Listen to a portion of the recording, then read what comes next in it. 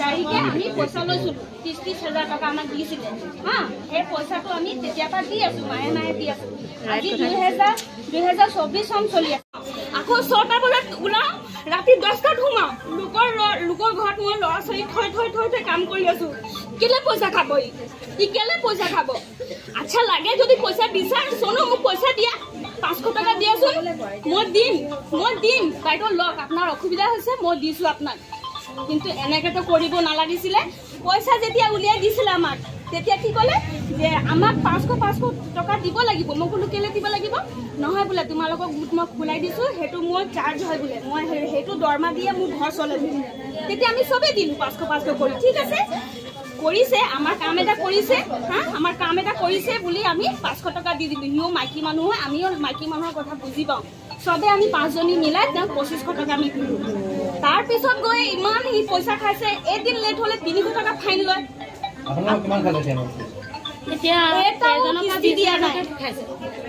এটাও কিস্তি দিয়া নাই স্যাৰ আপুনি চাব পাৰে ইয়াত গোটেই হুপা আমাৰ ডকুমেন্ট দিয়া আছে এটো হয় আপোনাৰ আসাম গ্ৰামীণ বেংকৰ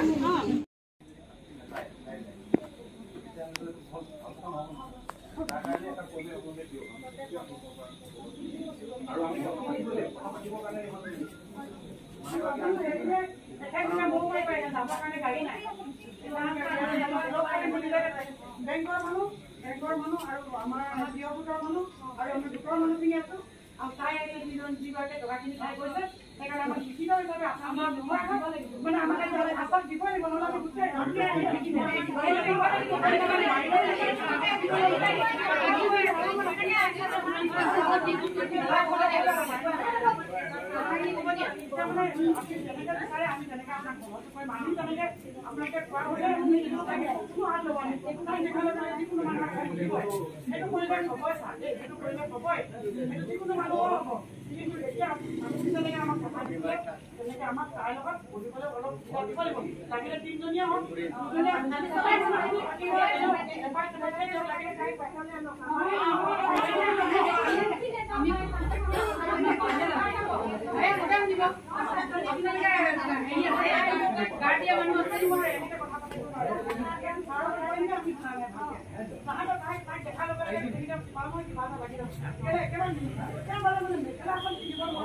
মানুহৰ পৰা